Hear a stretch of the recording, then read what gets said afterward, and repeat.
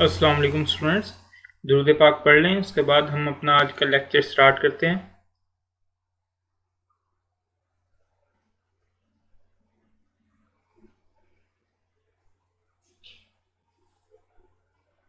जी students, आज हम अपना जो है चैप्टर नंबर 10 स्टार्ट करने जा रहे हैं, appointment and authority of agents. आपका जो पुराना सिलेबस था उसमें ये काफ़ी लंबा चौड़ा चैप्टर हुआ करता था। उसमें इसके राइट्स, एजेंट्स के लाइबिलिटीज़ वगैरह बहुत कुछ इसकी टाइप्स डिस्कस की गई थी।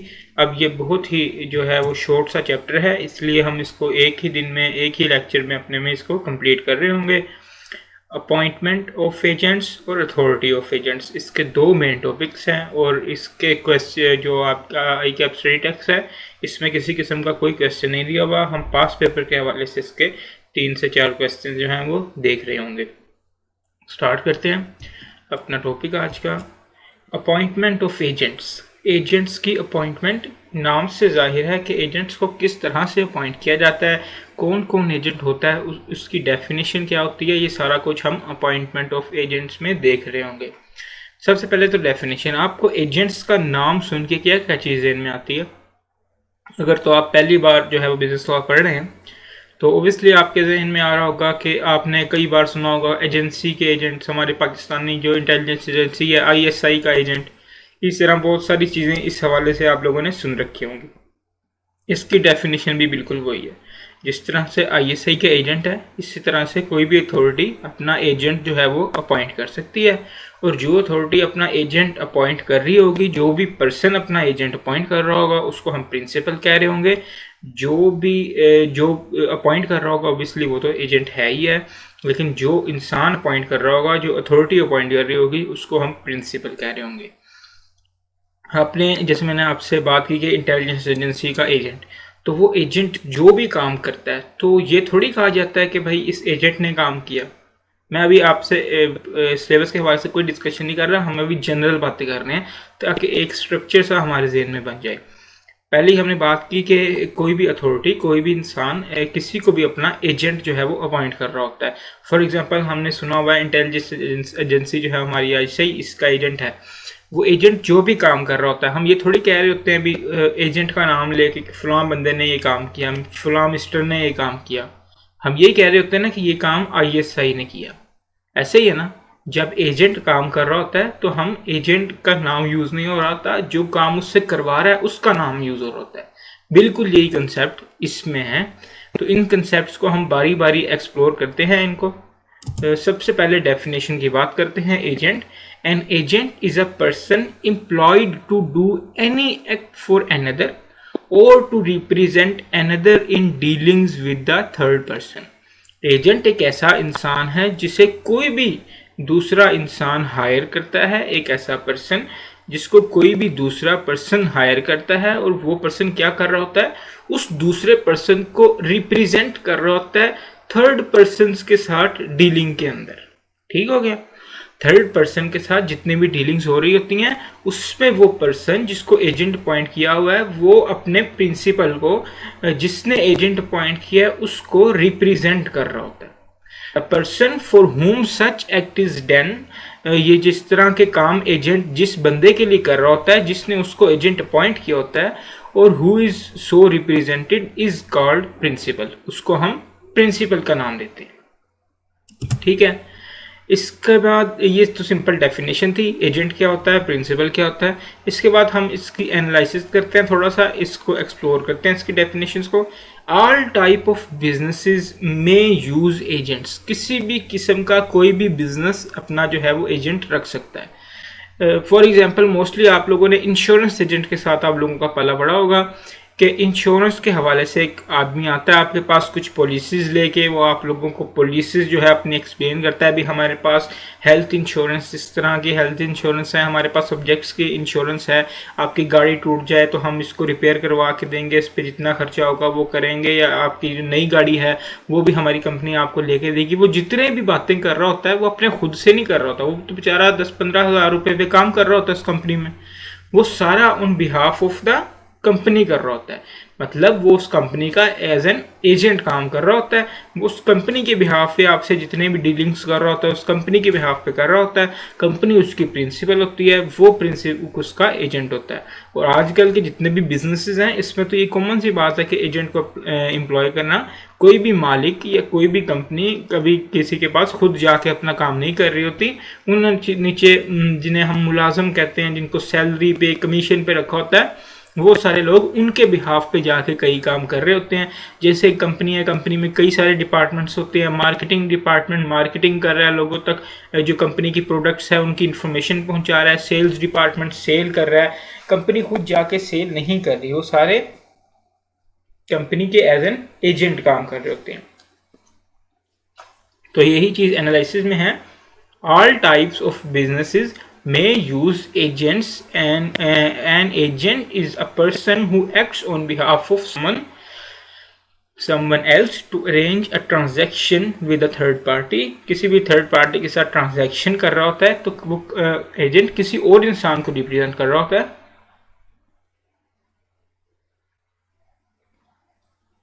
वो एजेंट किसी और इंसान के बिहाफ पे कॉन्ट्रैक्ट कर रहा होता है।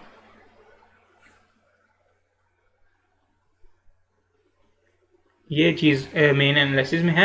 एनालिसिस में अभी तक हमने उसकी डेफिनेशन को ही थोड़ा सा एक्सप्लोर किया। आगे चलते हैं। There is a legal relationship between the agent and the principal. This legal relationship is called agency. अब तक हमने 3 डेफिनेशंस देख चुके हैं। पहला हम एजेंट की देख चुके हैं, दूसरा हम प्रिंसिपल की देख चुके हैं, और तीसरी डेफिनेशन हम देख चुके हैं एजेंसी की। एजेंट जो इंसान, जो शख्स अपॉइंट किया गया प्रिंसिपल की जानिब से, वो एजेंट है, और जिसने उस इंसान को अपॉइंट किया है वो प्रिंसिपल है। और इन दोनों का जो रिलेशनशिप है आपस में, प्रिंसिपल और एजेंट का, इसको हम एजेंसी कहते हैं। यहाँ तक तो सिंपल सी बातें थी। इसकी हम एक एग्जांपल भी देख लेते हैं आपकी IKF स्ट्रेट टैक्स वाली। Pasha appoints Azam to buy 10 bags of sugar on his behalf. Pasha ने अपॉइंट किया आजम को कि भाई मेरे बिहाफ पे 10 बैग जो हैं वो शुगर के ख़रीद लाओ। तो इस वक्त पाशा जो है वो अपॉइंट कर रहा है आजम को। तो पाशा क्या है? प्रिंसिपल है, और आजम क्या है? उसका एजेंट है। उसके बिहाफ पे वो क्या काम कर रहा है? 10 बैग्स खरीद रहा है। तो ये पाशा जो है वो प्रिंसिपल है, आजम जो है वो एजेंट है, और इन दोनों के रिलेशनशिप दरमियान जो है वो एजेंसी का रिलेशनशिप है। ये भी सिंपल सी बात थी। The agent acts on behalf of the principal by negotiating with a third party. Under normal circumstances, there is no legal agreement between the agent and the third party. वही insurance वाली मैंने आपको example दी। आप जब contract कर रहे हैं, आपके पास इंश्योरेंस का एक एजेंट आया, आपने उसकी शराइत मान ली, आपने कहा ठीक है मुझे जो है वो हेल्थ इंश्योरेंस की ज़रूरत है, तो हेल्थ इंश्योरेंस का आपने उसके साथ कॉन्ट्रैक्ट कर लिया। अब जब आपने उसके साथ कॉन्ट्रैक्ट किया, जो लीगल कॉन्ट्रैक्ट आप साइन कर रहे हैं, क्या आप उस बंदे के साथ कर रहे हैं? कल को कंपनी उस बंदे को निकाल दे तो क्या आपका कॉन्ट्रैक्ट खत्म हो जाएगा? क्या आपका कॉन्ट्रैक्ट सिर्फ उस बंदे के साथ था? बिल्कुल भी नहीं। वो तो सिर्फ एक 10-15 हज़ार रुपये का मुलाजिम है, एम्प्लॉई है उस कंपनी में, कंपनी का एजेंट है जो कंपनी के बिहाफ पे काम कर रहा है। आपका मेन जो कॉन्ट्रैक्ट होगा वो होगा कंपनी के साथ। उस एजेंट से आपका कोई लेना देना नहीं। वो एजेंट सिर्फ आपको कम्युनिकेट कर रहा था कंपनी की टर्म्स एंड कंडीशंस, कंपनी की पॉलिसीज। तो जो एजेंट होता है वो अपने प्रिंसिपल के बिहाफ पे काम करता है। लेकिन जब एजेंट थर्ड पार्टी के साथ जो कॉन्ट्रैक्ट करता है, वो एजेंट और थर्ड पार्टी के दरमियान नहीं होता, वो कॉन्ट्रैक्ट प्रिंसिपल और थर्ड पार्टी के दरमियान होता है। जो एजेंट है उस एग्रीमेंट में उसका कोई लेना देना नहीं होता। कल को अगर थर्ड पार्टी किसी किस्म का कोई केस कर दे, उस पर एजेंट के ऊपर किसी किस्म का कोई केस, अगर प्रिंसिपल के बिहाफ पे एक एजेंट ने जो है वो थर्ड पार्टी से कॉन्ट्रैक्ट कर लिया, प्रिंसिपल ने क्या किया, जब कॉन्ट्रैक्ट कर लिया तो उसको ब्रीच कर दिया। अब जो ब्रीच ऑफ कॉन्ट्रैक्ट है उसका जो भी जुर्माना होगा वो एजेंट से नहीं लिया जा सकता, एजेंट से बिल्कुल भी नहीं लिया जाएगा। लेकिन तो थर्ड पार्टी है, थर्ड पार्टी तो दोनों को सू कर सकती है। फॉर एग्जाम्पल मैं आपकी एग्जाम्पल लेता हूँ। एक इंसान है, आपका दोस्त है, मिस्टर ए, फ़र्ज़ करें आपका दोस्त है। मिस्टर ए ने ना मिस्टर बी को भेजा आपके पास। मिस्टर बी ने ए के बिहाफ पे आपके साथ कॉन्ट्रैक्ट किया लैपटॉप बेचने का। आपने कहा ठीक है, मैं आप लोगों का लैपटॉप जो है वो ख़रीदता हूँ, आपके दरमियान कॉन्ट्रैक्ट तय हो गया। अब जिस डेट पे वो कॉन्ट्रैक्ट परफॉर्म होना था, वो एग्रीमेंट परफॉर्म होना था, उस डेट पे जो है वो मिस्टर ए ने मिस्टर बी के ज़रिए पैगाम पहुंचाया कि भाई जो है हम ये कॉन्ट्रैक्ट तो कैंसिल कर रहे हैं। अब आपको जो जुर्माना हुआ है, आप कोर्ट जाते हैं, आप कोर्ट में जाके उन दोनों के खिलाफ केस कर देते हैं, मिस्टर ए और मिस्टर बी के खिलाफ, तो आपको ये अलाउ है। आप चाहे एक को सू करें, चाहे दोनों को सू करें। अब फैसला क्या होगा, उनके दरमियान फैसला क्या होगा?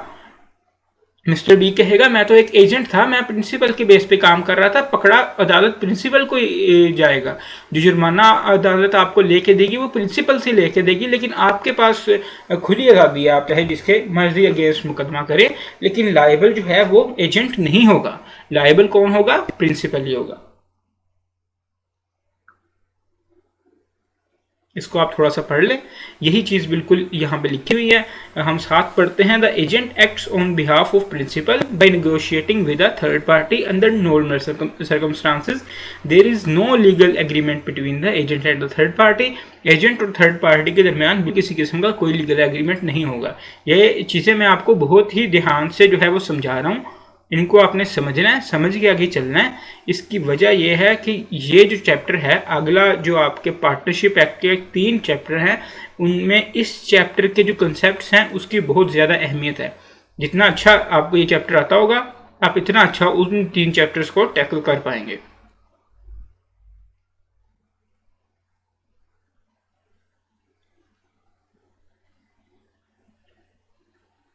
ये तो स्टूडेंट्स, नेक्स्ट हम इसके एग्जाम्पल देखते हैं। Pasha appoints Azam to buy 10 bags of sugar on his behalf.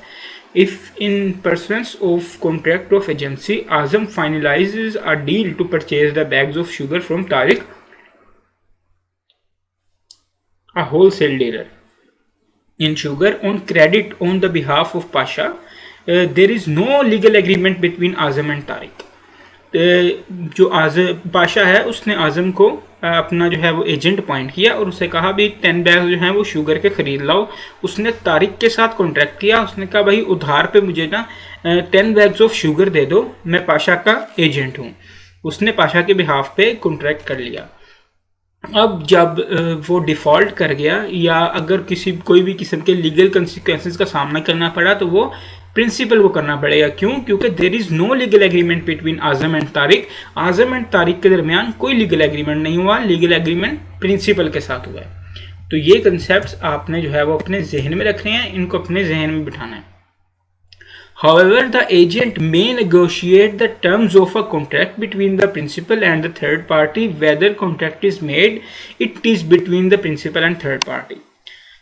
देखिए, जो एजेंट है, फॉर एग्जांपल आपने एक आदमी को ना अपॉइंट कर दिया, आपने कहा मिस्टर ए आपने मेरे बिहाफ पे ना मैंने एक कॉन्ट्रैक्ट लिया फुला बंदे से घर बनाने का, ठीक है।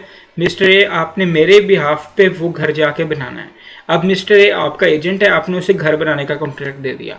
अब वो घर बनाने के लिए ईंटें खरीद रहा है, बजरी खरीद रहा है, ये जिस तरह के सारे इंतजाम कर रहा है उस कॉन्ट्रैक्ट को पूरा करने के लिए, ये आपने उसको नहीं कहा कि जाके बजरी खरीदो, जाके ईंटें खरीदो, आपने उसे कहा जाके कॉन्ट्रैक्ट करो। अब वो बजरी खरीद रहा है, वो कम कीमत पे खरीद रहा है, उनसे नेगोशिएशन कर रहा है, वो कॉस्ट उसकी कम करने की कोशिश कर रहा है, वो जो भी कर रहा है, ये सब कुछ जो भी वो काम कर रहा है, ये आपका जो एज एन एजेंट कर रहा है, इससे ये असर नहीं पड़ेगा। अगर उसने बजरी वाले से कोई बजरी खरीदी है या घर के हवाले से और कोई कॉन्ट्रैक्ट किया है, तो ये नहीं होगा कि ये कॉन्ट्रैक्ट भाई उस एजेंट का था, वो एजेंट ने किया है, वो आपके बिहाफ पे कर रहा है, वो आप प्रिंसिपल हैं, वो आपका एजेंट है।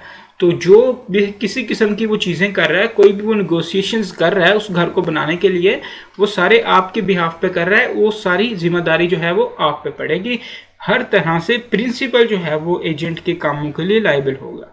आपके जहन में इस वक्त बहुत से सवालात आ रहे होंगे, आपके जहन में आ रहा होगा कि एजेंट कोई गलत काम कर दे, हमने एजेंट अपॉइंट ही ना किया हो, एजेंट जो है हमने किसी को एजेंट अपॉइंट नहीं किया, वो हमारे बिहाफ पे कोई इस तरह की काम करता फिरे। ये सारे क्वेश्चंस जो हैं आप वो होल्ड करके रखें, इन सब क्वेश्चन के आपको आंसर मिलेंगे आगे जाके, लेकिन फिल वक्त जो मैं चीज़ें बता रहा हूँ वो आप अपने जहनों में बैठाएँ कि जो भी जिस किस्म का कॉन्ट्रैक्ट कर रहा होता है एजेंट, प्रिंसिपल ने जब एजेंट अपॉइंट कर दिया, वो एजेंट जो काम कर रहा होता है, जो निगोशिएशंस कर रहा होता है, जो कॉन्ट्रैक्ट कर रहा होता है, वो प्रिंसिपल के बिहाफ पे कर रहा होता है। और जो मर्जी हो जाए उसका जो भी जिम्मेदारी होगी कॉन्ट्रैक्ट की, वो सारी किस पे होगी? प्रिंसिपल पे होगी। Pasha appoints Azam to buy 10 bags of sugar on his behalf. If in pursuance of contract of agency, Azam purchases the bags of sugar from Tariq, a wholesale dealer in sugar on credit. अब उसने कहा था कि 10 bag sugar के खरीदो, उसने ये नहीं कहा था कि जाके उधार पे खरीदो, लेकिन उसने क्या किया? उधार पे खरीद लिए, किसी तरह से भी निगोशिएशन करके उधार पे वो खरीद लिए। Then Pasha and Tariq are in direct contractual relations and the contract of purchase is enforceable both by and against Pasha. अब जो कॉन्ट्रैक्ट है वो पाशा और तारिक का है। अब अगर जो है वो तारिक डिफ़ॉल्ट करता है तो पाशा उसके अगेंस्ट कार्रवाई करेगा, अगर पाशा डिफ़ॉल्ट करता है जो तारिक है वो पाशा के अगेंस्ट कार्रवाई करेगा। जो भी कार्रवाई होगी तारिक की वो पाशा के अगेंस्ट होगी, क्योंकि पाशा क्या है? प्रिंसिपल है। कॉन्ट्रैक्ट किसके दरमियान था? प्रिंसिपल और थर्ड पार्टी के दरमियान। एजेंट ने प्रिंसिपल के बिहाफ पे कॉन्ट्रैक्ट किया, जितनी भी लाइबिलिटी है ये सारी प्रिंसिपल की है। ये जितनी चीज़ें पढ़ रहे हैं इनका एक ही फोकस है कि भाई जिम्मेदार कौन है, रिस्पॉन्सिबल कौन है? प्रिंसिपल है। An agent may act for a principal in arranging just one transaction.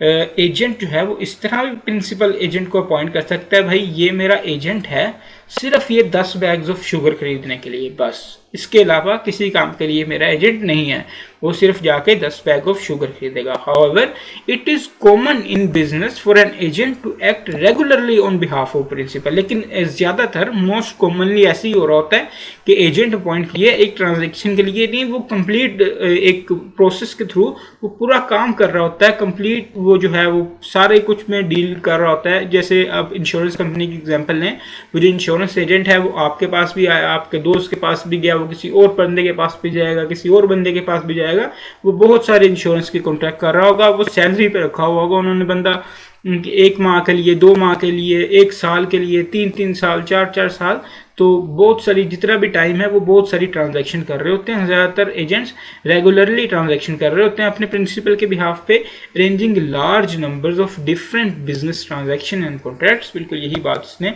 इस पैराग्राफ में लिखी हुई है। हम बात कर रहे हैं अभी तक अपॉइंटमेंट ऑफ एजेंट की। हमने एजेंट की डेफिनेशन देखी, हमने रिस्पॉन्सिबिलिटी देखी, कौन जिम्मेदार है एजेंट के कामों के लिए। प्रिंसिपल जो है वो एजेंट के, अभी तक हम ये देख रहे हैं कि हर काम के लिए प्रिंसिपल ही जिम्मेदार है अपने एजेंट के। एजेंट प्रिंसिपल के बिहाफ पे जो भी कॉन्ट्रैक्ट्स कर रहा है उन सब के लिए एजेंट्स को किसी किस्म की कोई जिम्मेदारी नहीं दी जा सकती, प्रिंसिपल ही जिम्मेदार है। हु मे एम्प्लॉय एजेंट, कौन एक एजेंट एम्प्लॉय कर सकता है? इसका मतलब ये है कि एक प्रिंसिपल, कौन सा शख्स जो है वो प्रिंसिपल बन सकता है। अब आप खुद सोचें, हमने अभी इतनी सारी बात की, हमारा मेन फोकस इस बात पे यही था कि जो कॉन्ट्रैक्ट हो रहा होता है ना वो एजेंट के साथ नहीं हो रहा होता थर्ड पार्टी का, वो प्रिंसिपल के साथ हो रहा होता है थर्ड पार्टी का। ऐसे ही है ना, प्रिंसिपल के साथ हो रहा होता है। तो माइनर कोई कॉन्ट्रैक्ट कर सकता है? कोई माइनर के साथ कोई कॉन्ट्रैक्ट किया जा सकता है? नहीं ना किया जा सकता।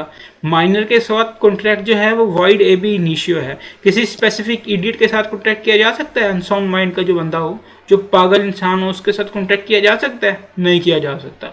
इसी वजह से माइनर और अनसाउंड माइंड जो है वो प्रिंसिपल नहीं बन सकते, क्योंकि उनके साथ कॉन्ट्रैक्ट ही नहीं हो सकता।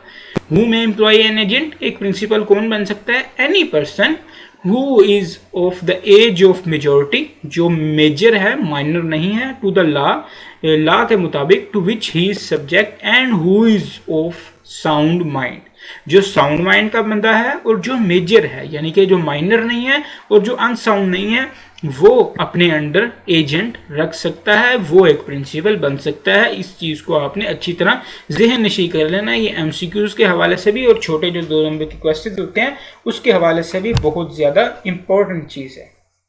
कौन एक एजेंट अपॉइंट कर सकता है? एक जो है मेजर इंसान और एक साउंड माइंड का बंदा, यानी माइनर और अनसाउंड माइंड के अलावा हर कोई एक एजेंट अपॉइंट कर सकता है।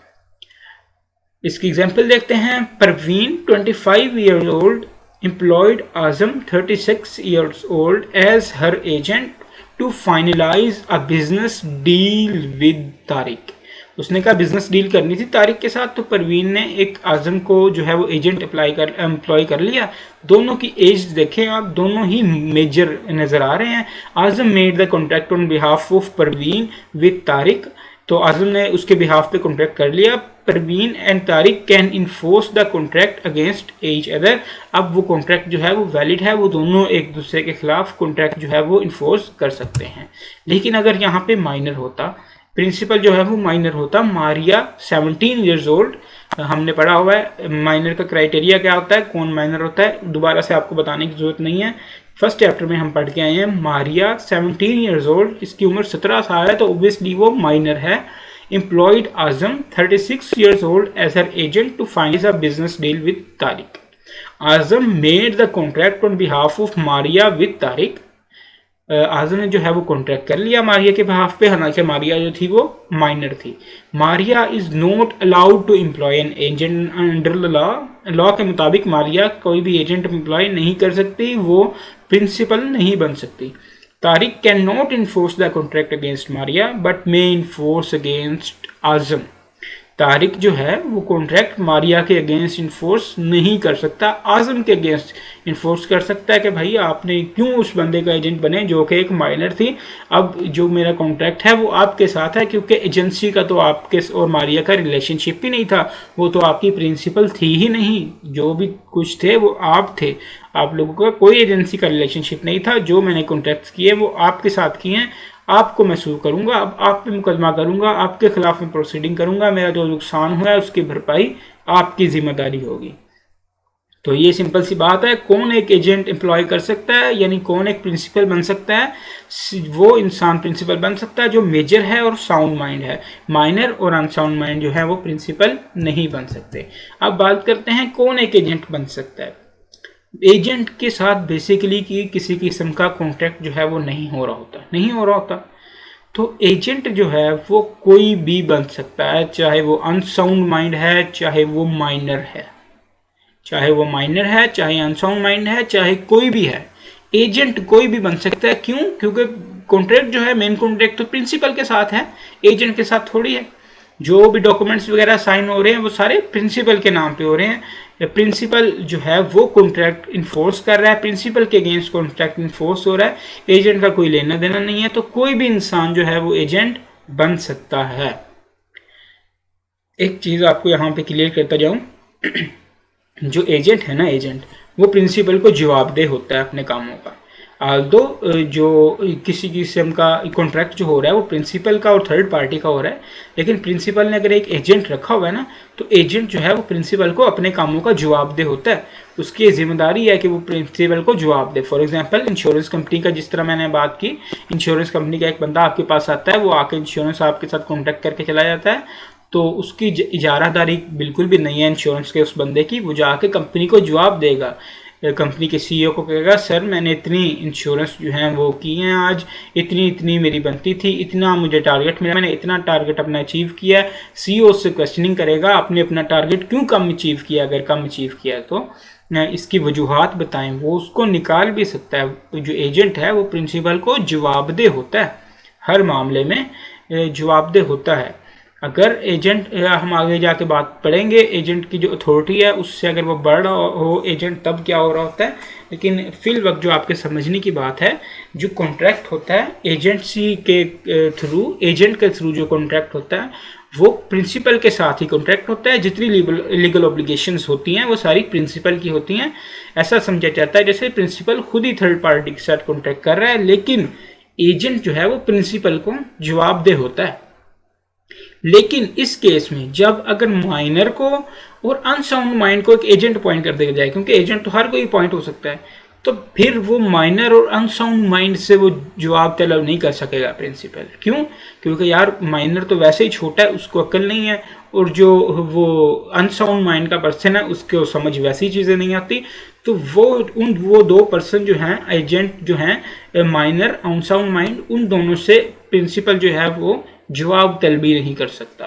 यही चीज़ इसमें लिखी हुई है। इन्हीं प्रिंसिपल्स को आपने अपने जहन में बिठाना है। As between the principal and third person any person may become an agent. ये एनी पर्सन वाला है ना, इसको अंडरलाइन कर लें कि कोई भी इंसान एजेंट बन सकता है, इससे कंफ्यूज नहीं होना आप लोगों ने। Such agent shall be responsible to the principal according to the provisions of contained in the contract act. तो जो इस तरह के जितने भी प्रिंसिपल होते हैं वो अपने एजेंट्स होते हैं, वो अपने प्रिंसिपल को जवाबदेह होते हैं। Except when such person is minor और ऑफ अनसाउंड माइंड, सिवाय माइनर और अनसाउंड माइंड के। माइनर और अनसाउंड माइंड का बंदा जो होता है वो अपने प्रिंसिपल को जवाबदेह नहीं होता। इसके हम एग्जांपल देख लेते हैं। Parveen employed Azam as her agent to finalize a business deal with Tariq. Azam made the contract on behalf of Parveen with Tariq. Azam as an agent shall be responsible to Parveen in case he breaches his duty as an agent. अगर वो as an agent जो है आजम किसी किस्म का breach कर contract में, तो आजम जो है वो अपने प्रिंसिपल को जवाबदेह होगा। आजम अगर इस कॉन्ट्रैक्ट में कोई गलती करता है, कोई भी गड़बड़ कर देता है जिसकी वजह से परवीन को जुर्माना पड़ जाता है, परवीन जो कि प्रिंसिपल है इस कॉन्ट्रैक्ट में, अगर परवीन को किसी किस्म का कोई कंपनसेशन पड़ जाती है, कोई डैमेजेस पड़ जाती है गलती की वजह से, आजम की गलती की वजह से, तो आजम जो है वो अपने प्रिंसिपल को जवाबदेह होगा, उसे प्रिंसिपल को जवाब देना पड़ेगा। लेकिन यही केस अगर एक एजेंट जो है वो माइनर है, एम्प्लॉयड आसिफ, बिल्कुल वही केस है, बस उसमें जो एजेंट है वो 15 साल का एक माइनर है। इस केस में जो माइनर है वो अपने प्रिंसिपल को जवाबदेह नहीं होगा। सिंपल सी बात है। कौन एक प्रिंसिपल बन सकता है? कोई भी मेजर और जो साउंड माइंड बंदा है वो प्रिंसिपल बन सकता है। कौन एक एजेंट बन सकता है? हर एक इंसान एजेंट बन सकता है, और जो भी एजेंट होगा वो अपने प्रिंसिपल को जवाबदेह होगा। लेकिन माइनर और अनसाउंड बंदा जब एजेंट बनेंगे ना, तो वो अपने प्रिंसिपल को जवाबदेह नहीं होंगे। अब हम शुरू से बात करते हैं, ये एजेंसी का भी एक कॉन्ट्रैक्ट ही है एक किस्म का। हम शुरू से बात करते हैं कॉन्ट्रैक्ट कैसे बनता है। कॉन्ट्रैक्ट में ऑफर होती है, एक्सेप्टेंस होती है, प्रॉमिस बनता है, उसमें कंसिडरेशन ऐड होती है, तो वो एग्रीमेंट बनता है। उसके बाद वो इन्फोर्सेबल बाय लॉ होकर वो कॉन्ट्रैक्ट बनता है। यानी कंसिडरेशन जो है वो एक ज़रूरी चीज़ है। कुछ कॉन्ट्रैक्ट इस तरह के भी होते हैं जो कंसिडरेशन के बगैर भी वैलिड हो रहे होते हैं। अफेक्शन और लव वाला कॉन्ट्रैक्ट, वो सारी चीज़ें हम देख चुके हैं। लेकिन यहाँ पे जो एजेंसी का कॉन्ट्रैक्ट है, इसमें भी कंसिडरेशन ज़रूरी नहीं है। इंश्योरेंस कंपनी ने एक एजेंट जो है वो रखा हुआ है इंश्योरेंस के काम को डील करने के लिए, लेकिन वो उसको चाहे तो 25,000, 10,000, 15,000 तनख्वाह पे रख रहे हैं, चाहे तो उसको बगैर पे के, बगैर सैलरी के, बगैर वेज के रख रहे हैं, तब भी कोई मसला नहीं है, तब भी हम कहेंगे एजेंट है। एजेंट के लिए ये शर्त नहीं है कि आप एजेंट को किसी किस्म की कंसिडरेशन दे रहे हो, कोई तनख्वाह दे रहे हो, कोई सैलरी दे रहे हो, कोई पैसे दे रहे हो। एजेंट बगैर कंसिडरेशन के भी काम कर सकता है। No consideration is necessary to create an agency. Agency create करने के लिए किसी किस्म की कोई जो कंसिडरेशन है वो लाजमी नहीं है। Arsalan promises to sell Faisal's house on his behalf. Arsalan ने प्रॉमिस किया फैसल का घर बेचने का फैसल के बिहाफ पे, यानी फैसल का एजेंट बनते हुए। An agreement between Arsalan and Faisal is valid even without consideration. चाहे कंसिडरेशन के बगैर कॉन्ट्रैक्ट हो रहा है ये एजेंसी का इनके दरमियान, वो अरसलान जो है वो फैसल का एजेंट विदाउट एनी कंसिडरेशन, किसी भी पैसे के, किसी भी लालच के बगैर बन रहा है, तभी भी इसको वैलिड एजेंसी कंसिडर किया जाएगा। एजेंसी क्रिएट करने के लिए, एजेंसी रिलेशनशिप क्रिएट करने के लिए, एक एजेंट अपॉइंट करने के लिए किसी भी किस्म की कॉन्ट्रैक्ट में कंसिडरेशन होना ज़रूरी नहीं है। ये भी एक सिंपल सा कंसेप्ट था। ये था हमारा अपॉइंटमेंट ऑफ एजेंट के बारे में जितनी चीज़ें हमने पढ़ी।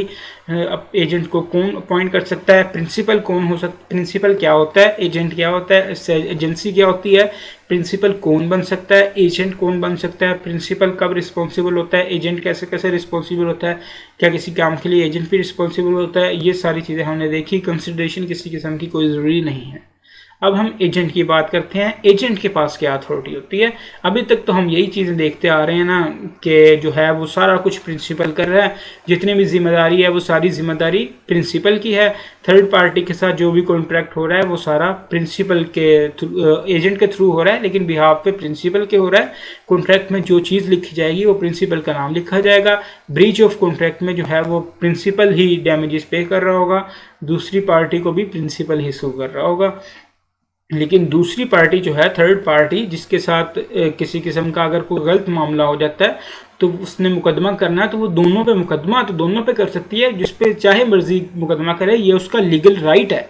आगे हमने ये पढ़ा है कि एजेंट रिस्पॉन्सिबल नहीं होगा। कोर्ट कह दे कि एजेंट जो है वो रिस्पॉन्सिबल नहीं है, लेकिन मुकदमा जो है वो थर्ड पार्टी जिस पे मर्जी कर सकती है, क्योंकि एजेंट लेकिन रिस्पॉन्सिबल नहीं होगा।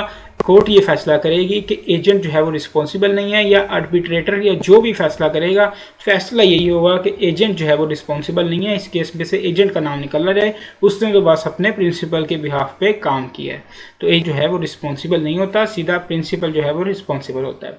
अब हम बात करते हैं एजेंट्स को भी किसी कोई अथॉरिटी मिली है। सबसे पहले हम वो क्वेश्चंस की बात करते हैं जो आपके जहनों में आ रहे हैं।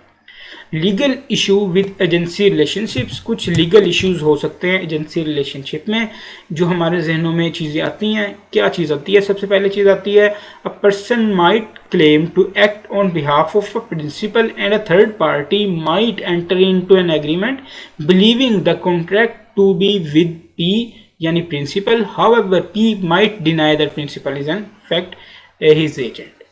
एक इंसान गया, उसने जाके कहा, एक शख्स ने जाके कहा कि भाई मैं कोका कोला कंपनी की तरफ से आया हूँ, उनके बिहाफ पे मैं आप लोगों के साथ कॉन्ट्रैक्ट कर रहा हूँ, मुझे 10,000 रुपये आप एडवांस दे दें, मैं इतनी कोका कोला की जो बोतलें हैं वो लाके, कोक की बोतल जो हैं वो आपको लाके सप्लाई कर दूंगा, आप 10,000 मुझे एडवांस दे दें। आप उसको 10,000 रुपये एडवांस दे देते हैं, वो नहीं आता। अब कोक कंपनी को जो है वो कांटेक्ट करते हैं, कोक कंपनी को कॉल करते हैं, उस पर केस कर देते हैं, भाई आपका एजेंट हमारे पास आया था, उसने इस तरह ऑफर की थी। कोक कंपनी कहती है हमने तो कोई एजेंट भेजा ही नहीं, हमारे बिहाफ पे तो कोई भी एजेंट आपके पास आया ही नहीं।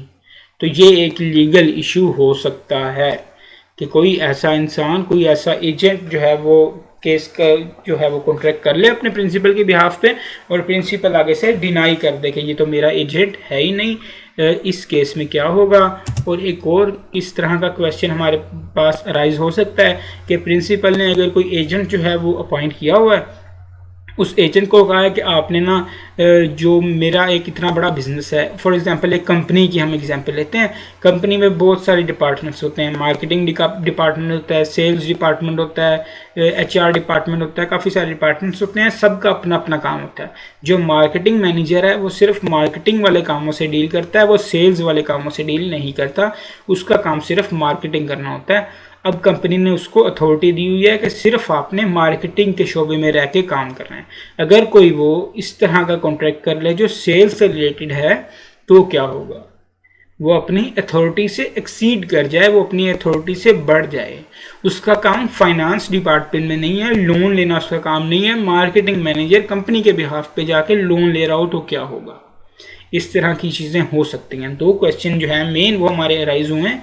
एक तो ये कि जो एजेंट अपॉइंटेड है या फिर एजेंट अपॉइंटेड है ही नहीं, वो जाके किसी भी पर्सन को कह देता है कि मैं फ़लाँ कंपनी का एजेंट हूँ, बाद में जो प्रिंसिपल है, जो कंपनी है, वो उसको एजेंट मानने से इनकार कर देती है। दूसरा ये, अगर प्रिंसिपल ने कि एजेंट अपॉइंट किया हुआ है, बिल्कुल अपॉइंट किया हुआ है, लेकिन वो एजेंट जो है उसके पास एक स्पेसिफिक लिमिटेशंस हैं कि आपने अपने इस हद में रह के काम करना है, और वो अपने हद को बढ़ जाता है, अपने हद से तजावुज़ कर जाता है, तो इस केस में क्या होगा? इन दो केसेस को, उनकी कॉम्प्लिकेशंस को समझने के लिए हमें तीन कंसेप्ट्स, तीन डेफिनेशंस जो मेन हैं उनको समझने की ज़रूरत है। इस कंसेप्ट को समझने की ज़रूरत है।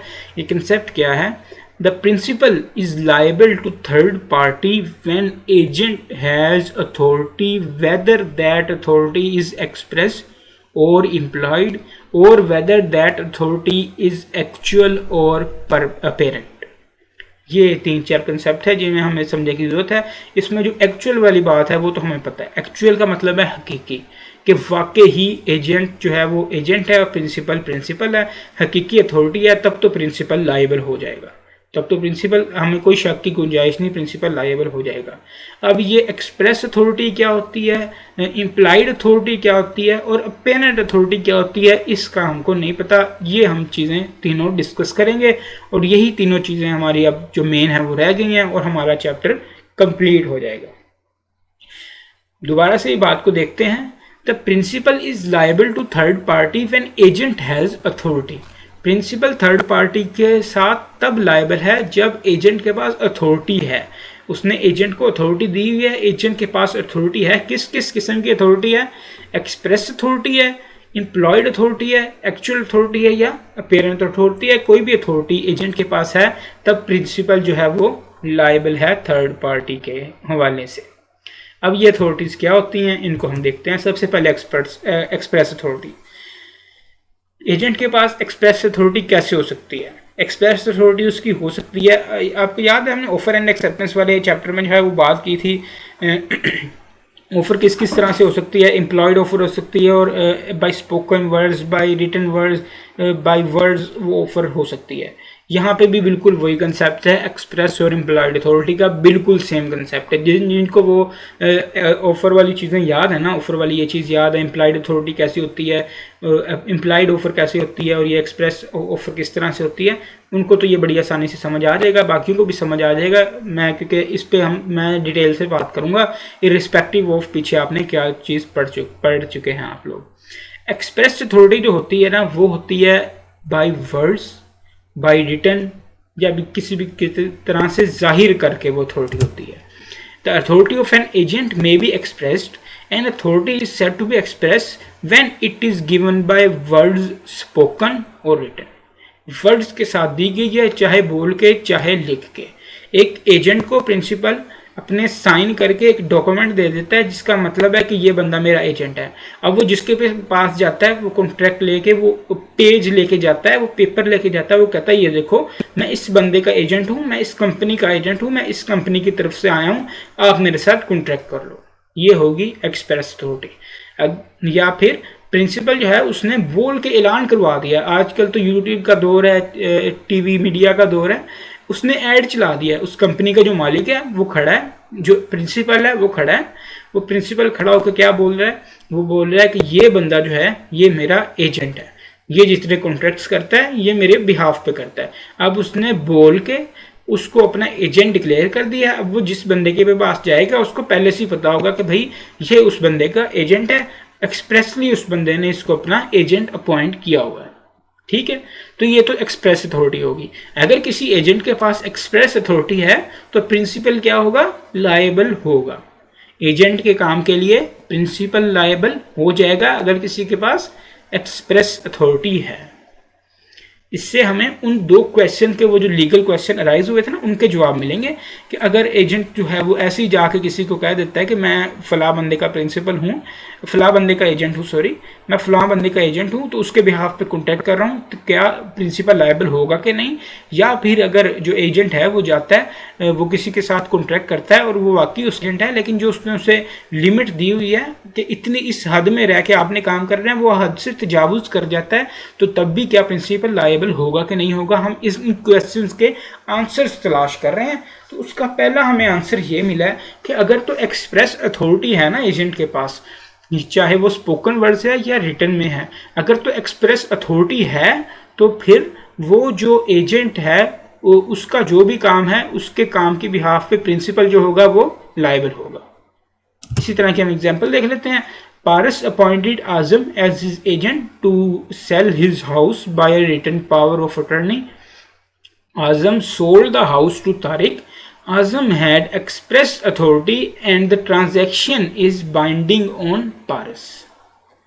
अब पारस ने जो है वो आजम को अपना एजेंट अपॉइंट किया उसका घर बेचने के लिए, और उसने रिटन पावर ऑफ अटॉर्नी दे दी, यानी उसे रिटन डॉक्यूमेंट्स में दे दिया कि ये बंदा इसके पास अथॉरिटी है मेरा घर बेच ले। तो ये एक्सप्रेस अथॉरिटी तस्वर होगी, और इस कॉन्ट्रैक्ट की वजह से जो प्रिंसिपल है, जो पारस है, वो बाइंड हो रहा होगा, उसके खिलाफ लीगल जो स्टेटस है वो खड़ा हो रहा होगा, उसके साथ लीगल एग्रीमेंट हो रहा होगा, लीगल कॉन्ट्रैक्ट जो है वो उसके साथ हो रहा होगा। प्रिंसिपल इस केस में कंप्लीटली लायबल हो रहा होगा।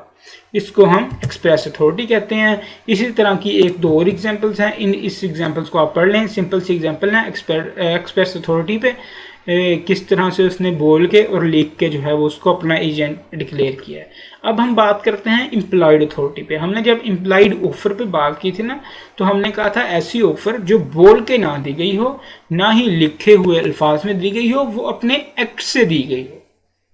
बिल्कुल यही बात हम एजेंसी के में करते हैं कि ऐसा एजेंसी रिलेशनशिप जो बोल के ना किया गया हो, ना ही लिख के किया गया हो, वर्ड्स के थ्रू नहीं किया गया, वो एजेंसी रिलेशनशिप एक्ट के थ्रू किया गया और वाकई ही वो एजेंसी रिलेशनशिप है।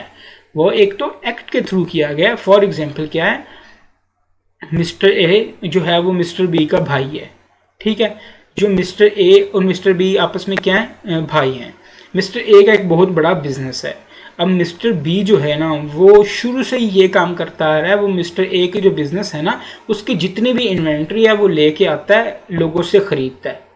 और मिस्टर ए को भी इस बात का पता है, वो ला के मिस्टर ए को दे देता है। मिस्टर ए ने किसी को भी नहीं कहा हुआ ये मेरा एजेंट है, मिस्टर बी ने भी किसी को नहीं कहा हुआ मैं उसके प्रिंसिपल के बिहाफ पे काम करता हूँ। वो जैसे ही वेयर हाउस में जाता है, वैसे जैसे ही वो क्लाइंट के पास जाता है इन्वेंट्री खरीदने के लिए, वो कहते हैं लो जी मिस्टर ए का जो है वो एजेंट आ गया है, ये मिस्टर ए का भाई है, ये मिस्टर ए का एजेंट है, ये आ गया, इनको इन्वेंट्री दे दो। ये उनके बेस पे इन्वेंट्री जो है वो खरीदते बेचते हैं। ये इन्वेंट्री हमेशा हमसे लेके जाते हैं, इससे उधार भी ले जाता है, वो जो है वो कैश पे भी पेमेंट करके ले जाता है, क्रेडिट पे भी ले जाता है, लेकिन मिस्टर ए जो है वो उसको हमेशा एक्सेप्ट कर लेता है उस पेमेंट को। तो ये मिस्टर ए ने अपने एक्ट से शो किया हुआ है कि ये मिस्टर बी जो है, ये मेरा भाई जो है, ये मेरा एक एजेंट है। उसके बिहाफ पे वो कॉन्ट्रैक्ट कर रहा है। उसने ना बोल के कहा है, ना अपने भाई को कि किसी किस्म का रिटर्न में कोई चीज़ दी है जिससे पता लगे ये इसका एजेंट है, लेकिन उसने पास्ट प्रैक्टिस से किस तरह की बन चुकी है, पास्ट में भी वो हमेशा ही उसका इन्वेंट्री लेके जाता है, उसका सामान खरीद के लेके जाता है। तो अब लोगों ने ये समझना शुरू कर दिया कि ये वाकई इसका एजेंट है। ना आज तक मिस्टर ए ने डिनाई किया है, बिल्कुल उसी तरह मिस्टर ए उस माल को एक्सेप्ट कर लेता है। बिल्कुल ये एजेंसी रिलेशनशिप चलता आ रहा है। The authority of an agent may be employed. An authority is said to be employed when it is to be inferred from the circumstances of the case and things spoken or written, or the ordinary course of dealing may be accounted for circumstances of the case. The authority of an agent may be employed, किसी भी किस्म की authority जो है वो employed हो सकती है। जो वो अथॉरिटी, इस तरह की अथॉरिटी जो सर्कमस्टांसिस के हिसाब से अपने आप ही ट्रांसफ़र हो चुकी हो, ना ही वो स्पोकन ना ही वो रिटन किसी भी किस्म के वर्ड से नहीं हुई, लेकिन वो ऑर्डिनरी कोर्स ऑफ बिजनेस है, ऑर्डिनरी कोर्स ऑफ डीलिंग्स है। वो आम तौर पे इसी तरह होता आ रहा है, जिसकी वजह से उसे एजेंट जो है वो कंसीडर किया जाता है। इसकी हम एग्जांपल देखते हैं। Amjad owns a shop in Quetta. Amjad के पास एक कोयटा में दुकान है। लिविंग हिमसेल्फ इन कराची, वो खुद रहता है कराची में, and visiting the shop occasionally, और वो कभी कभी इस दुकान का दौरा करता रहता है। तो भाई दुकान पे कौन है, दुकान मैनेज कौन करता है? The shop is managed by Basit. Basit जो है वो बंदा शॉप को मैनेज करता है। And he is in the habit of ordering goods from Dawood in the name of Amjad for the purpose of the shop. और वो दुकान के लिए जितनी गुड्स हैं, जितना सामान है, वो दाऊद से लेता रहता है वक्तन फवक्तन अमजद के बिहाफ पे, कि अमजद की दुकान वो मैनेज कर रहा है। End of paying for them out of the Amjad fund with Amjad knowledge, और वो अमजद के इल्म में होते हुए अमजद के जो फंड्स हैं, अमजद के जो पैसे हैं, उनमें से उन सामान की पेमेंट करता रहता है। और अमजद को भी इसका पता है कि भाई ये मेरे सामान से मेरी पेमेंट कर रहा होता है, तो अमजद ने भी उसको नहीं रोका हुआ। अमजद भी कहता है चलो करता रहे पेमेंट, मेरी दुकान चला रहा है, मेरी दुकान चलाता रहे। Basit has an implied authority from Amjad to order goods from Daud in the name of Amjad for the purpose of shop। तो अब शॉप के हवाले से जितना भी ये इस तरह का काम कर रहा है, ये जो गुड्स खरीद बेच रहा है, ये उसके पास एक एम्प्लॉयड अथॉरिटी आ गई है। अब दाऊद को जो भी डिफ़ॉल्ट वगैरह होता है, दाऊद अमजद जो है वो जितनी भी अगर नुकसान वगैरह होता है किसी किस्म का, डिफ़ॉल्ट कर जाती है दुकान को कोई नुकसान हो जाता है जिससे दाऊद की कोई लाइबिलिटी बन जाती है अमजद के ऊपर, तो वो अमजद ही पे करेगा, एजेंट पे नहीं करेगा, प्रिंसिपल लाइबल होगा। हमने दो बातें देख ली, एक तो एक्सप्रेस अथॉरिटी अगर अथॉरिटी एक्सप्रेस हो तब भी प्रिंसिपल लायबल होगा, अथॉरिटी इम्प्लॉयड हो तब भी प्रिंसिपल लायबल होगा। हम सवालों के जवाब ढूंढ रहे हैं, इस बात को आप जहन में रखें। किन सवालों के जवाब ढूंढ रहे हैं? हम लीगल क्वेश्चंस के आंसर ढूंढ रहे हैं कि भाई अगर एक बंदा कोई ऐसी जाके कह देता है कि मैं एजेंट हूँ, क्या उसको ऐसे ही एजेंट मान लिया जाएगा और प्रिंसिपल लायबल हो जाएगा? इन क्वेश्चन के आंसर में जो हमने दो चीज़ें देखी हैं इस क्वेश्चन के आंसर में, एक तो अगर तो एक्सप्रेस अथॉरिटी है उस बंदे के पास तो प्रिंसिपल लायबल हो जाएगा, अगर उसके पास इम्प्लाइड अथॉरिटी है तो भी प्रिंसिपल लायबल हो जाएगा। लेकिन इम्प्लाइड अथॉरिटी में जो मेन चीज़ है वो आप देखें कि जो प्रिंसिपल है उसको इल्म है, उसको पता है कि ये बंदा मेरे बिहाफ पे इस तरह का काम करता है और उसने उसको रोका भी नहीं हुआ, इसको हम इम्प्लाइड अथॉरिटी कहते हैं। ये बात मैं क्यों बता रहा हूँ, ये आपको तीसरी जो हम इसकी टाइप पढ़ेंगे उसमें समझ आ जाएगी। लेकिन फिल वक्त हम बात करते हैं एक्सटेंट ऑफ एजेंट्स अथॉरिटी, कि एजेंट को कहाँ तक अपनी अथॉरिटी जो है वो हासिल होती है, कहाँ तक वो प्रिंसिपल के बिहाफ पे कर सकता है। तो भाई सीधी सी बात है कि वो लीगल डीलिंग कर सकता है, कोई इलीगल काम नहीं करना प्रिंसिपल के बिहाफ पे। प्रिंसिपल ने इलीगल काम की इजाज़त नहीं दी हुई, बिल्कुल भी नहीं दी हुई। प्रिंसिपल ने तो कोई इजाज़त नहीं दी। प्रिंसिपल ने कहा आप मेरे एजेंट हो, आप मेरे बिहाफ पे काम करते हो। वो प्रिंसिपल जो है वो अंडे बेच रहा है, वो उसकी दुकान है वो दुकान बेच रहा है, वो कोई बिजनेस कर रहा है, प्रिंसिपल की कंपनी है, वो उसके बिहाफ पे काम कर रहा है। लेकिन अगर कोई इलीगल काम करता है ना तो फिर प्रिंसिपल लायबल नहीं होगा। अगर कोई इलीगल काम करता है, अगर वो चर्च बेचने लग जाता है तो ये नहीं होगा कि जो एजेंट है उसने चर्च बेची है अब प्रिंसिपल लायबल हो गया, बिल्कुल भी नहीं। उसने इलीगल काम किया है, इलीगल काम करने पे एजेंट ही लायबल होगा। अभी तक पीछे हम जितनी बातें देख रहे हैं उसमें क्या हो रहा था, प्रिंसिपल लायबल हो रहा था। हम क्वेश्चन के आंसर जो देख रहे थे कि किसी भी बंदे ने एम ही जाके कह दिया कि मैं जो हूँ वो एजेंट हूँ, तो क्या वो वाकई एजेंट है? तो अगर एक्सप्रेस अथॉरिटी है, इम्प्लाइड अथॉरिटी है, तो फिर तो वो एजेंट है और प्रिंसिपल जो है वो लायबल हो गया। लेकिन अगर वो इलीगल काम कर रहा है तो प्रिंसिपल लायबल नहीं हुआ। An agent having an authority to do act has authority to do every lawful thing which is necessary in order to such act. वो उस काम के लिए जितनी भी lawful things हैं वो करेगा।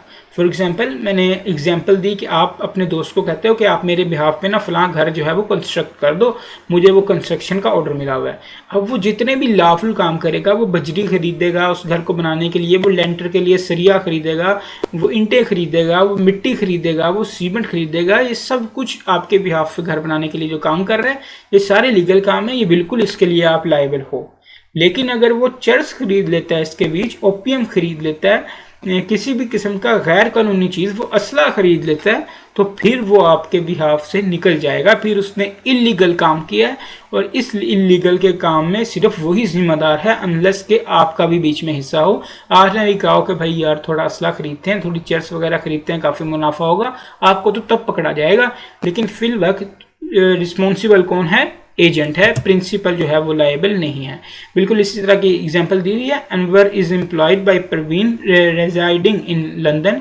परवीन जो है वो लंदन में रहती है, तो उसने अनवर को है वो अपना एम्प्लॉय जो है वो कर लिया है। To recover at Karachi a debt due to Parveen.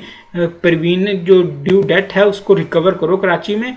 Anwar may adopt any legal process necessary for the purpose of recovering the debt. कर्जा परवीन ने लेना है, उसके बिहाफ पे वो रिकवरी करने के लिए जितने लीगल प्रोसेस हैं वो कर सकता है। वो कोर्ट जाएगा, फलां का कर्जा लेना है, वो कर्जा नहीं दे रहा, या वो जो कोई भी लीगल काम इस्तेमाल करे, लेकिन ये ना हो कि पिस्तौल निकाल के उसके पास चला जाए और उसके जो है वो माथे पे पिस्तौल रख के कहे कि भाई आप ये दो से धमकाए डराए, उसको मार मार के उसकी टांगे तोड़ दे कि आप मेरा कर्जा दो।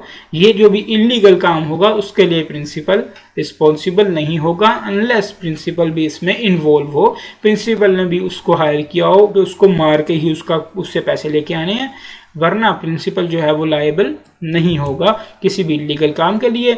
इसी तरह की नेक्स्ट एग्जांपल है, Paras constitutes Asif as his agent to carry on his business of ship builder. Ship builder का जो है वो बिजनेस कंटिन्यू करने के लिए पारस ने अपॉइंट किया है आसिफ को उसका एजेंट। आसिफ में purchase timber and other material. Asif जो है वो लकड़ी खरीद सकता है, उसके लिए मजदूर हायर कर सकता है, जितने भी लीगल काम हैं वो उस बिजनेस को कंटिन्यू करने के लिए सारे काम कर सकता है। ये हमारा एक्सटेंट ऑफ एजेंट्स अथॉरिटी था, एजेंट की कहाँ तक अथॉरिटी है।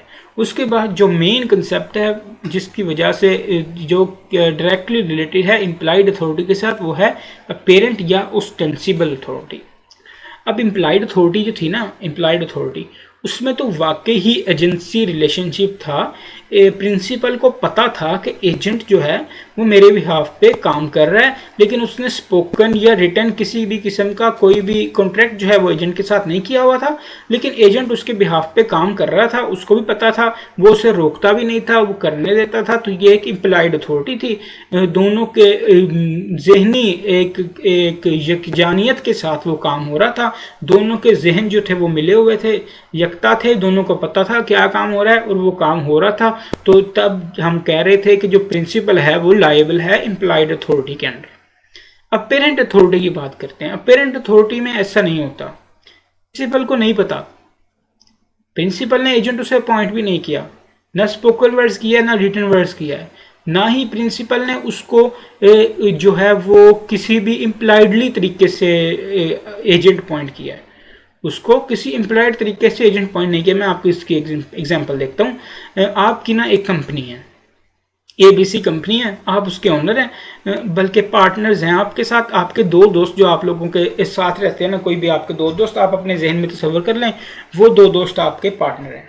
आप उन दो दोस्तों के साथ उस कंपनी के हवाले से ना कोई बिजनेस डील करने जा रहे हैं, तो आपका एक और दोस्त आया है, वो चौथा दोस्त है, वो आपकी कंपनी का पार्टनर नहीं है, लेकिन वो वैसे ही आपके साथ विजिट करने आया है। आपने कहा आ जाओ यार, तुम्हें भी मैं बताता हूँ बिजनेस कैसे होता है, हम इस तरह का बिजनेस कर रहे हैं, हम एक बिजनेस डील करने जा रहे हैं, आप हमारे साथ चलो। वो आप लोगों के साथ चला गया, वो वहाँ पे बैठ गया, उसने जाके बिजनेस डील आप लोग कर रहे थे, आप लोग 4 लोग बैठे हुए थे, 3 आप लोग पार्टनर थे, वो जो क्लाइंट आया था वो आपके साथ डील कर रहा था, वो चारों लोगों को देख रहा था।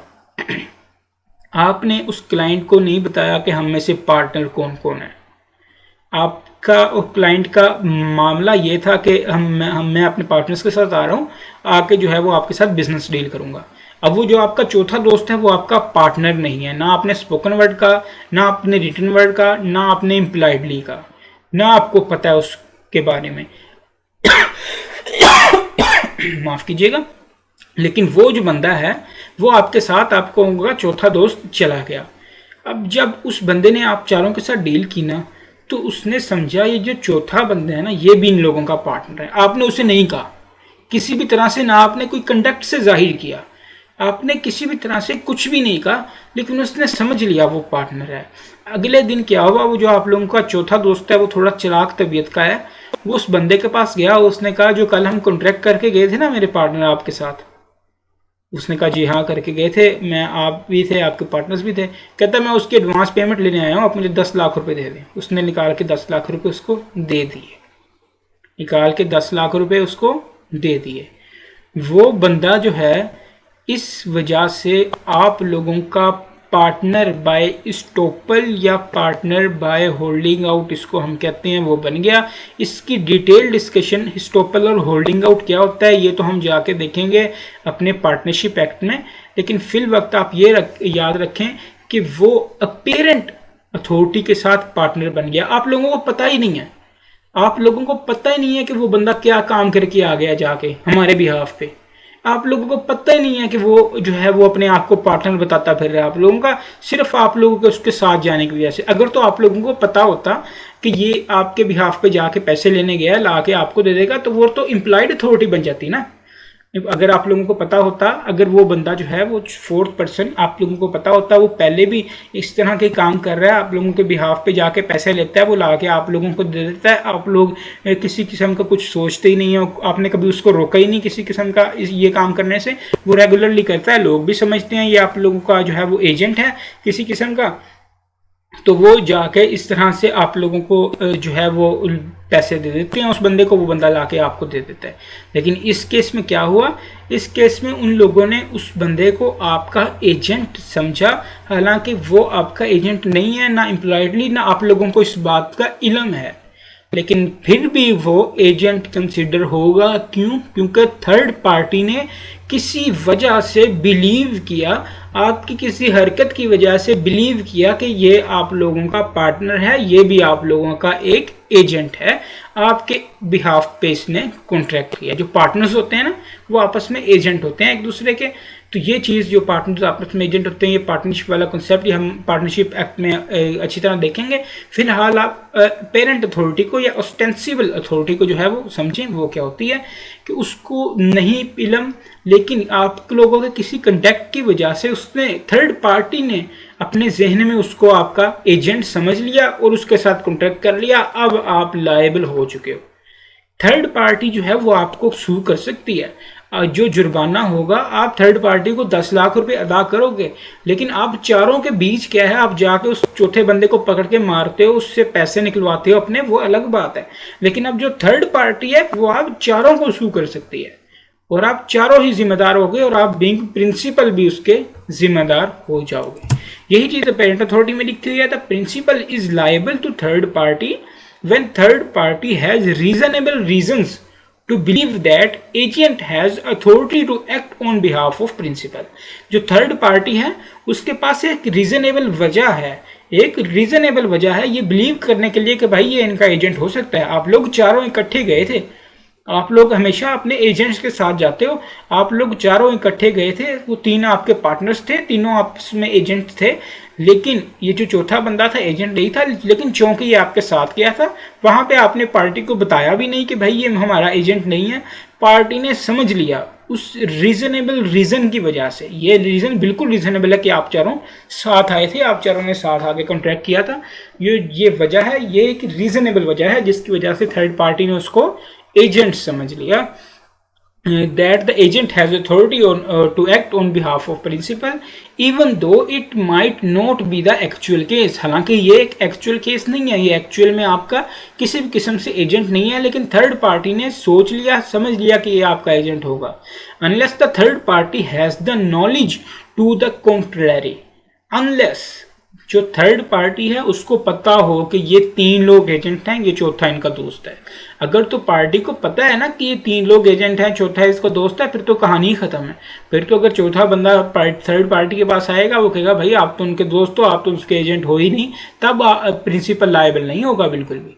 अगर वो 10 लाख तब दे भी देता है, क्योंकि उस पार्टी को पता है कि ये तीन लोग जो हैं ये आपस में पार्टनर हैं, ये तीनों एजेंट्स हैं, ये चौथा बंदा इनका दोस्त है, वो पार्टनर नहीं है। लेकिन अगर पार्टी को नहीं पता कितने पार्टनर्स हैं, कौन कौन पार्टनर है, तो वो चौथे बंदे के साथ इस तरह से कॉन्ट्रैक्ट कर लेती है, तब आप बाउंड हो जाओगे legally. Unless the third party has knowledge to the contrary, he is entitled to assume that an agent holding a particular position has all powers that are normally given to a person in such a position। तो वो ये सोचेगी कि वो जो तीन लोग आए थे, जितने भी ये पार्टनर्स हैं, ये पार्टनर्स जितने आपस में एजेंट हैं, इनके पास जो इख्तियारात हैं वो चौथे बंदे के पास भी ओबियसली इख्तियारात होंगे। उसने ये तसव्वुर कर लिया कि चारों के पास सेम इख्तियारात होंगे, और उसके पास एक वजह भी है, वो रीजनेबल वजह है क्योंकि चारों इकट्ठे आए थे। उसके पास ये एक रीजनेबल वजह है बिलीव करने के लिए कि ये जो है ये बंदा इनका एजेंट हो सकता है। इसको हम पेरेंट अथॉरिटी या ऑस्टेंसिबल अथॉरिटी कहते हैं, जब एक्चुअली में चाहे वो एजेंट ना भी हो, लेकिन थर्ड पार्टी के पास एक रीजनेबल वजह हो ये बिलीव करने के लिए वो एजेंट है। और पेरेंट या ऑस्टेंसिबल अथॉरिटी के अगेंस्ट भी अगर कोई इसके अंदर भी कोई एजेंट अगर कॉन्ट्रैक्ट करता है तो प्रिंसिपल जो है वो लायबल हो जाएगा। Parvez terminated the services of his agent Anam. Parvez ने अपना एजेंट जो है अनम, उसकी सर्विस खत्म कर दी। उसने कहा अनम तुम मेरी जो है वो एजेंट थी, आज के बाद तुम मेरी एजेंट नहीं हो, मैं तुम्हें इस एजेंट के ओहदे से हटाता हूँ। No notice to this effect was given by Parvez. अब परवेज ने किसी को नहीं बताया हुआ कि मैंने इसको ओहदे से हटा दिया। पहले अनम क्या थी, उसकी एजेंट थी, उसके बिहाफ पे वो कई कॉन्ट्रैक्ट करती थी। अब उसने उसे ओहदे से हटा दिया, उसका काम बनता था भी सबको बताया जिन जिनके साथ कॉन्ट्रैक्ट करती थी अनम, भी इसको मैंने अब ओहदे से हटा दिया, अब इसके साथ मेरे बिहाफ पे कोई कॉन्ट्रैक्ट ना किया जाए। अब उसने किसी को नहीं बताया, अब वो उसकी एजेंट तो नहीं रही ना, एक्चुअल में वो उसकी एजेंट नहीं रही। Subsequently Anam purchase some goods from Talal on behalf of Parvez. उसने परवेज के बिहाफ पे तलाल से कुछ गुड्स खरीद ली। एक्चुअल में वो अब उसकी एजेंट नहीं रही, लेकिन तलाल के पास रीजनेबल रीजंस हैं बिलीव करने के लिए कि ये उसकी एजेंट होगी। क्यों? क्योंकि वो पहले हमेशा ही उससे गुड्स परचेज करती है उसके बिहाफ पे। अब उसने उसे एजेंट्स के जो ओहदा है उससे हटा दिया, तो उसे ख्वाब थोड़ी आएगा कि अब उसकी एजेंट नहीं रही है। अब उसके पास रीजनेबल रीजन है बिलीव करने के लिए, हालांकि एक्चुअली में वो उसकी एजेंट नहीं है, और परवेज के ख्वाबो ख्याल में भी नहीं होगा कि अनम जाके जो है वो उससे तलाल से कॉन्ट्रैक्ट कराई है, इसके बावजूद कि मैंने अनम को जो है वो एजेंसी के एजेंट के जो ओहदे से हटा दिया, इसके बावजूद वो जाके तलाल से कॉन्ट्रैक्ट कराई है, ये उसके वहमो गुमान में भी नहीं होगा। लेकिन फिर भी ये एजेंसी रिलेशनशिप जो है ये कंसीडर किया जाएगा, और प्रिंसिपल जो है वो प्रिंसिपल इस बिहाफ पे लीगली बाउंड हो जाएगा। It was held that Parvez was liable to pay the price to Talal. अब परवेज जो है वो गुड्स के पैसे तलाल को पे करेगा। अब वो बाद में अनम को पकड़े, अनम से कंपनसेशन ले, वो अलग बात है, लेकिन थर्ड पार्टी के हवाले से परवेज जो है वो लाइबल हो जाएगा। ये सिंपल सा केस है, इसको हम अपेरेंट अथॉरिटी कहते हैं। इसकी और एग्जांपल देखते हैं। Paras writes to Talal that Azam is authorise to sell his car. Paras ने लिख के तलाल को दिया कि आजम जो है ना उसको मैं अथॉरिटी दी हुई है कि मेरी कार वो बेचे। आजम जो है वो मेरा एजेंट है। Paras privately instructs Azam not to sell the car. उसके बाद थोड़े टाइम बाद उसने आजम को कहा कि भाई आपने अब मेरी कार नहीं बेचनी। Azam sells the car to Talal for 400,000। अब एक्चुअल में वो उसका एजेंट नहीं रहा, लेकिन उसने फिर भी कार जो है वो बेच दी, और तलाल के पास रीजनेबल वजह है ये बिलीव करने की ये इसका एजेंट है। क्या वो वजह है? उसका वो लिखा हुआ फरमान। The sale is binding on the Paras, और ये सेल जो है वो पारस पे बिल्कुल बाइंडिंग तस्वर की जाएगी। Azam has ostensible not actual authority to sell. उसके पास आजम के पास ऑस्टेंसिबल अथॉरिटी है, अपेरेंट अथॉरिटी है, लग रहा है कि अथॉरिटी है। किसको लग रहा है? थर्ड पार्टी को, लेकिन एक्चुअल में अथॉरिटी नहीं है। लेकिन फिर भी जो पारस है वो बाइंड हो जाएगा, वो लायबल हो जाएगा। इस तरह की एक और एग्जाम्पल देखते हैं। Pasha leaves certain articles with Aslam an auctioneer asking him not to sell them below a stated price. उसने अपने जो आर्टिकल हैं वो एक ऑक्शनर को दे गया। ऑक्शन वही हम पहले भी एग्जांपल देख चुके हैं, एक बड़ी सी हॉल में ऑक्शन हो रहा होता है, बहुत सारी पुरानी चीज़ें बिक रही होती हैं, और वो एक आदमी डाइस पे खड़ा होता है हथौड़ा सा लेके, और वो डाइस पे मारता है 1 2 3 और ये चीज़ आपकी हुई। वो सारा ऑक्शन का प्रोसेस होता है, ये हम पहले भी देख चुके हैं। तो इस तरह ऑक्शन में अपनी कुछ चीज़ें दे गया कि आपने ये ऑक्शन में बेचनी है, लेकिन ये मेरी चीज़ें 10,000 से नीचे ना बिकें या 5,000 से नीचे ना बिकें। अब उसने उसे अथॉरिटी तो दी है, उसने उसे अपना एजेंट एक किस्म का बना दिया है, उसके बिहाफ पे वो चीज़ें बेचेगा।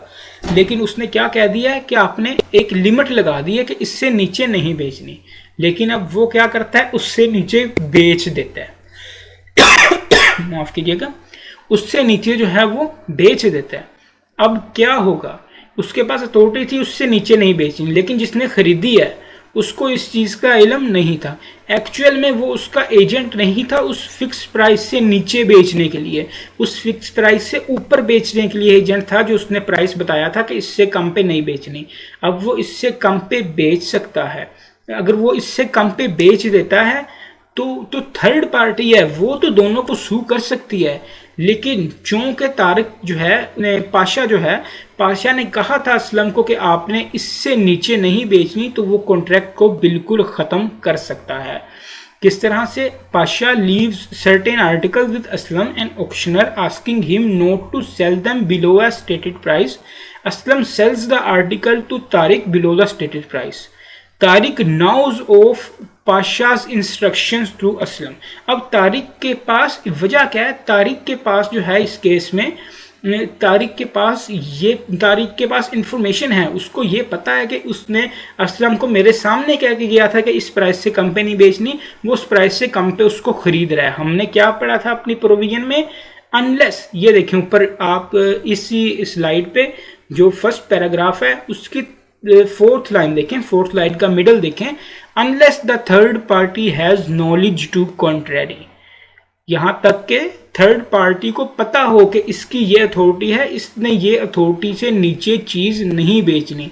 Tariq knows of Pasha instruction, Tariq को अब पाशा की इंस्ट्रक्शन का पता है कि असलम को इसने ये इंस्ट्रक्शन दी थी इस चीज़ से नीचे नहीं बेचनी, इसके बावजूद तारिक ने उस चीज़ से नीचे खरीद ली है। अब पाशा जो है, पाशा के ऊपर कोई लाइबिलिटी नहीं है।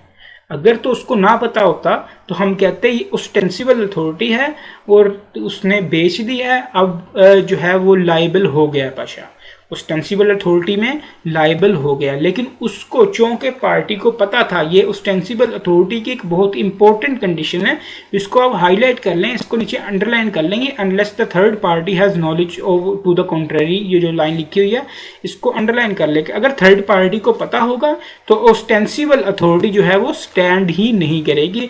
ऑस्टेंसिबल अथॉरिटी का एसेंशियल है कि थर्ड पार्टी वो जो कंडीशन है उससे नावाकिफ हो, थर्ड पार्टी को पता हो कि थर्ड पार्टी को कुछ ना पता हो कि एजेंट जो के पास ये अथॉरिटी है या ये अथॉरिटी नहीं है, या इनका एजेंट है या नहीं है, उसके पास एक रीजनेबल रीज़न हो ये बिलीव करने के लिए ये इसका एजेंट। यहाँ पे उसको पता है, थर्ड पार्टी को, तारिक को पता है कि पाशा ने इसको असलम को इंस्ट्रक्शन दी हैं इससे नीचे सामान नहीं बेचना, और वो इससे नीचे बेच रहा है और तारिक खरीद लेता है, तो अब पाशा को किसी किस्म की कोई लाइबिलिटी नहीं है और पाशा जो तारिक के साथ ये कॉन्ट्रैक्ट है इसको ख़त्म कर सकता है, इसको रिसाइंड कर सकता है, इसे सेट असाइड कर सकता है। तो ये हमारा मेन टॉपिक था अपेरेंट अथॉरिटी। तीन किस्म की अथॉरिटी जो मेनली हमने देखी, एक्सप्रेस अथॉरिटी जो बोल के और वर्ड से बताई जा रही थी, इम्प्लाइड अथॉरिटी जो अपने एक्ट से बताई जा रही थी, प्रिंसिपल को भी पता था, एजेंट को भी पता था, उनके जहनों में ये चीज़ थी कि ये मेरे बिहाफ पे कॉन्ट्रैक्ट करता है और ये मेरा एक किस्म का एजेंट है, और वो उससे रोक नहीं रहा था, वो करने दे रहा था कॉन्ट्रैक्ट किसी भी किस्म के, वो उसके एजेंट के बिहाफ पे कॉन्ट्रैक्ट कर रहा था, लेकिन बाय स्पोकन बाय रिटन उसके पास कोई अथॉरिटी नहीं थी, लेकिन इम्प्लाइडली उसके पास अथॉरिटी थी। ऑस्टेंसिबल अथॉरिटी में इम्प्लाइडली भी किसी किस्म की कोई अथॉरिटी नहीं है, प्रिंसिपल को पता भी नहीं है कि ये मेरे बिहाफ पे कॉन्ट्रैक्ट कर रहा है, लेकिन थर्ड पार्टी, ये सारा जो पेरेंट अथॉरिटी है, ऑस्टेंसिबल अथॉरिटी है, ये थर्ड पार्टी के बिहाफ पे है, लेकिन थर्ड पार्टी ने ये समझा कि ये बंदा इसका एजेंट है और उसके पास एक रीजनेबल वजह है ये बिलीव करने के लिए ये बंदा इसका एजेंट है। अगर तो पार्टी को पता है कि ये बंदा इसका एजेंट नहीं है, पार्टी अगर सच्चाई से वाकिफ है, तो अपेरेंट या ऑस्टेंसिबल अथॉरिटी नहीं होगी, अदरवाइज ये अपेरेंट और ऑस्टेंसिबल अथॉरिटी होगी। और इम्प्लाइड अथॉरिटी, एक्सप्रेस अथॉरिटी और अपेरेंट अथॉरिटी, इन तीनों केसेस में प्रिंसिपल लायबल होगा। ये मेन चीज़ थी। इसके बाद हम अपना जो लास्ट छोटा सा कंसेप्ट है उसकी बात करके हम क्वेश्चंस पे मूव करते हैं। Agents authority in N emergency, emergency के केस में एजेंट की क्या अथॉरिटी है। देखें, अब एक प्रिंसिपल है, एक एजेंट है। प्रिंसिपल ने एजेंट को कहा है, एक कंपनी है तो उसने अपने सेल्स मैनेजर को कहा है कि आपने ना 10 लाख से ऊपर वाली जितनी ट्रांजैक्शन है वो नहीं बेचनी, वो डायरेक्टर्स बेचेंगे, आप नहीं बेचोगे, आपने 10 लाख से नीचे वाली चीज़ ही बेचनी है सिर्फ। अब क्या होता है, जो इकोनॉमिक कंडीशन है ना कंपनी की अचानक की गिर चुकी है, इकोनॉमी कंपनी की क्रैश कर चुकी है। अब जो 15-15 लाख के आइटम्स पड़े हैं ना, अगर वो अभी ना बेचे गए ना तो अगले एक दिन के अंदर उनकी कीमत 5 लाख भी नहीं रहनी। अब वो एक रीजनेबल बंदा, कोई भी समझदार बंदा, वो फौरन जाके वो 15 लाख के आइटम बेचेगा, अगरचे उसके पास अथॉरिटी नहीं है 10 लाख से ऊपर चीज़ बेचने की, लेकिन ये एक एमरजेंसी सिचुएशन बन चुकी है, ये एक एमरजेंसी सिचुएशन बन चुकी है। अगर वो ये आइटम 15 लाख के ना बेचेगा, कंपनी को 10 लाख का नुकसान उठाना पड़ सकता है, बहुत सारा नुकसान उठाना पड़ सकता है। कोई भी समझदार बंदा होगा वो उसको जाके 15 लाख रुपए के बेच देगा उन आइटम्स को, कंपनी को नुकसान से बचाने के लिए। इसे कहते हैं एमरजेंसी के केस में एजेंट का अपनी अथॉरिटी से एक्सीड करना। वैसे तो एजेंट अगर अपनी अथॉरिटी से एक्सीड करे तो वो प्रिंसिपल को जवाबदेह होता है, प्रिंसिपल उससे कहता है आप अपनी अथॉरिटी से एक्सीड, क्योंकि अब आप जो है जो इतना मुझे नुकसान हुआ है आपकी अथॉरिटी से एक्सीड करने की वजह से सारा नुकसान वो उससे रिकवर कर सकता है। लेकिन एमरजेंसी के केस में अगर एजेंट अपनी अथॉरिटी से एक्सीड करता है तब जो है वो प्रिंसिपल इस तरह का कोई स्टेप नहीं ले सकता, प्रिंसिपल जो है वो बिल्कुल लायबल होगा। इसकी हम एग्जांपल देख लेते हैं। An agent has authority in an emergency to do all such acts for the purpose of protecting his principal from the loss as would be done by a person of ordinary prudence. एक समझदार इंसान जो काम करता अपने principal को loss से बचाने के लिए, वही काम अगर प्रिंसिपल एजेंट करे एमरजेंसी के केस में या उसी तरह के सर्कमस्टांसिस में, तो ये एजेंट अपनी अथॉरिटी से इंक्रीज भी कर सकता है इन केसेस में। जिस तरह हम एग्जांपल देख लेते हैं। Pasha consigns butter to Amin his agent at Lahore with direction to send them immediately to Baqar at Rawalpindi. Pasha ने जो है वो मक्खन भेजा अमीन को। अमीन जो है वो पाशा का एजेंट है लाहौर में। उसने कहा भाई इसको फ़ौरन जो है वो रावलपिंडी बाकर के पास डिलीवर कर दो। Amin notice that butter might not bear the journey to Rawalpindi without spoiling. और जो एजेंट है अमीन है उसे पता है कि अगर मैं रावलपिंडी लाहौर से बैठ के रावलपिंडी में मुझे 6-7 घंटे लग जाएंगे, तब तक ये बटर जो है ये मक्खन जो है ये ख़राब हो जाएगा। तो अमीन ने क्या किया, उसे लाहौर में ही बेच दिया कि मेरे मालिक को नुकसान ना करना पड़े। तो यहाँ पे अमीन का जो एक्ट है वो वैलिड है। जो मालिक है वो इसके लिए लाइबल होगा इस काम के लिए और किसी भी किस्म की कंपनसेशन क्लेम नहीं कर सकता। लेकिन अगर उसने जो है वो अथॉरिटी से एक्सीड किया होता तब मालिक बिल्कुल किसी किस्म का लाइबल ना होता। तब जो है अपनी अथॉरिटी से एक्सीड करने की वजह से जो एजेंट है वो खुद ही इस सब चीज़ का लाइबल होता। अगर अथॉरिटी से अपनी से एक्सीड कर जाएगा एजेंट, इस बात को आपने जहन में रखना है कि एजेंट अगर अपनी अथॉरिटी से एक्सीड कर जाता है, अपनी अथॉरिटी से आगे बढ़ जाता है, उसकी वो अथॉरिटी नहीं है लेकिन वो काम करता है, तो एजेंट लायबल कंसीडर किया जाएगा प्रिंसिपल की बजाय।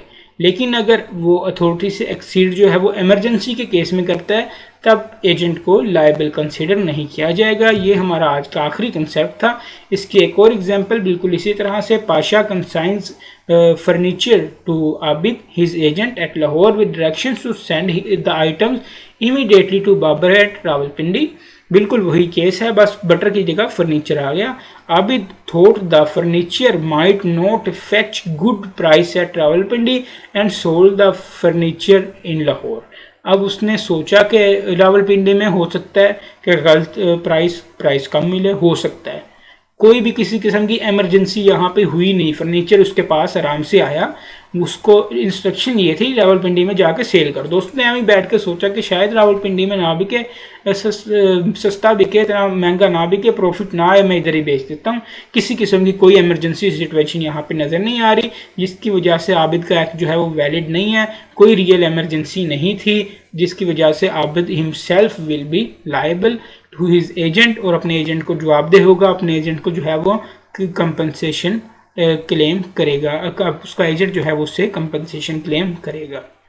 तो ये सिंपल से हमारे कंसेप्ट्स थे। ये हमारा जो है वो कंप्लीट चैप्टर था। An agent for sale may have goods repaired if it be necessary। Agent जो है वो सेल का गुड्स को रिपेयर भी कर सकता है अगर ये नेसेसरी हो। फॉर एग्जांपल किसी ने आपको गुड्स दी, मिस्टर ए ने अपने एजेंट को गुड्स भेजी, उससे कहा इसे जाके लाहौर में सेल कर दो। वो लाहौर तक आया तो वो गुड्स ट्रांसपोर्टेशन की वजह से थोड़ी उखड़ गई, कहीं से रिपेयरिंग की उसको ज़रूरत पड़ी, अब वो रिपेयर करवा के उसको बेच देगा। तो ये बिल्कुल एक वैलिड एक्ट होगा, प्रिंसिपल की तरफ से किया गया एक्ट होगा। प्रिंसिपल जो है इस काम के लिए लायबल होगा। ये था हमारा पूरा चैप्टर, इसको आप पढ़ लें। इसके हम क्वेश्चन देखते हैं। इसके क्वेश्चन इसलिए इम्पोर्टेंट है क्योंकि ये आपका ICAPS टेक्स्ट में इसका कोई क्वेश्चन नहीं है। हम सारे पास ही देख रहे हैं। यहाँ पे वीडियो को पॉज करके इस पूरे चैप्टर को आप पढ़ लें जी। तो क्वेश्चंस की बात करते हैं। फर्स्ट क्वेश्चन हमारे पास ऑटम 2019 का है, 2 मार्क्स के लिए। Respond to the following scenarios under the provisions of contract act 1872। ये बताएं क्या सिनेरियो है। While attending a seminar, Khizr told a group of people on his table that he is agent of Lucky। एक seminar के दौरान खिजर ने बहुत सारे लोगों को कहा कि मैं जो हूँ मैं लकी का एजेंट हूँ। Lucky smile considering it as a joke. Lucky हंस दिया। लकी ने कहा भाई ये तो मजाक कर रहा है। उसने ये कहा नहीं लेकिन उसने सोचा ये तो मजाक कर रहा है। Later Moiz who was sitting on the table sold security cameras and surveillance system to Khizar on credit believing him to be the agent of Lucky. अब उसने क्या किया, जो सर्विलेंस कैमरा है और सिक्योरिटी सिस्टम जो है ना, लकी की स्माइल की वजह से वो लकी को बेच दिया और उसने ये समझा कि जो लकी है वो खिजर का वाकई ही एजेंट है। Comment on whether the contract of agency establish between Khizar and lucky.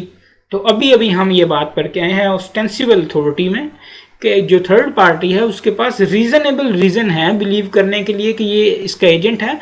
अगर जब वो एक्चुअली एजेंट ना हो तब भी ऑस्टेंसिबल अथॉरिटी के हवाले से वो एजेंट कंसीडर किया जाता है। इसको हम एजेंट बाय स्टॉपल या होल्डिंग आउट कहते हैं। एजेंट स्टॉपल और होल्डिंग आउट का मजीद कंसेप्ट डिटेल से हम पार्टनरशिप एक्ट में पढ़ेंगे, लेकिन फिलहाल ऑस्टेंसिबल अथॉरिटी की हद तक यही इसका कंसेप्ट है। इसको हम agent by estoppel and holding out कहते हैं। तो ये बिल्कुल प्रिंसिपल जो है वो लायबल होगा। बिल्कुल यही बात इसने यहाँ पे लिख दी है इस आंसर में। इस आंसर को पढ़ें, बिल्कुल जो बात मैंने आपको उर्दू में डिस्कस की वो इस आंसर में लिखी हुई है। नेक्स्ट क्वेश्चन की तरफ हम मूव करते हैं। Explain the following and describe under the contract act 1872। क्या agents authority in N emergency. Simple सा क्वेश्चन है। स्प्रिंग 2010 में उसने क्वेश्चन पूछा। उसने कहा explain the following and describe under the contract act 1872। इनको डिस्क्राइब करो और एक्सप्लेन करो। एजेंट की अथॉरिटी जो है वो इमरजेंसी के केस में, तो इमरजेंसी के केस में हमने अथॉरिटी जो लास्ट टॉपिक पढ़ा वो उठा के आप उसकी डेफिनेशन 2 नंबर की लिख दें, आपको 2 नंबर स्प्रिंग 2010 में मिल जाने थे। ये तो थोड़ा पुराना क्वेश्चन था। अब बिल्कुल नया क्वेश्चन हम 5 नंबर का ऑटम 2021 का जो है वो देखते हैं। वो क्वेश्चन क्या है? ये थोड़ा अच्छा क्वेश्चन है। इसमें आपको थोड़ा सा अपना जो है वो दिमाग भी यूज़ करना पड़ता है। Akmal appointed a farmer Numan as his agent and authorized him to purchase 200 goats and 300 cows from his village and bring them to Hyderabad for sale the cattle market। Akmal ने क्या किया? एक किसान नुमान को अपना एजेंट अपॉइंट कर दिया। अकमल ने कहा नुमान भाई आप मेरे एजेंट हैं, आपने करना क्या है, ये 200 बकरियां और 300 गाय जो हैं ये मार्केट में जाके बेच दें। बकरा ईद आ गई है तो इसकी अच्छी प्राइस हमें मिल जाएगी। Numan contracted Fahad a local herdsman, एक चरवाहा, एक लोकल चरवाहा, उसको उसने उसके साथ कॉन्ट्रैक्ट किया और उसने कहा ठीक है जी for purchasing the animals. Fahad informed Numan that he had 200 goats and 250 cows only. Sorry, उसने जो अकमल है उसने फार्मर को भेजा था कि ये चीज़ें ख़रीद के आओ, 200 गोट्स और 300 काउस जो हैं वो ख़रीद के आओ। वो एक चरवाहे के पास गया, चरवाहे को कहा भाई मैं ये ख़रीदना चाहता हूँ। चरवाहे ने कहा 300 काउस तो नहीं, मेरे पास 250 काउस ज़रूर पड़ी हैं, 250 गायें हैं मेरे पास और 200 बकरियाँ, ये आप ख़रीद लो। हाउएवर, और उसने कहा ताहम Fahad offer to sell 150 sheeps and very low price. उसने कहा अगर आपने फिर भी 50 काउस की जो जगह है उसके जगह मैं आपको 150 शीप्स देता हूँ बहुत ही सस्ती करके। Numan agreed to the deal and bought 200 goats, 250 cows and 150 sheep to the premise that due to the lower prices।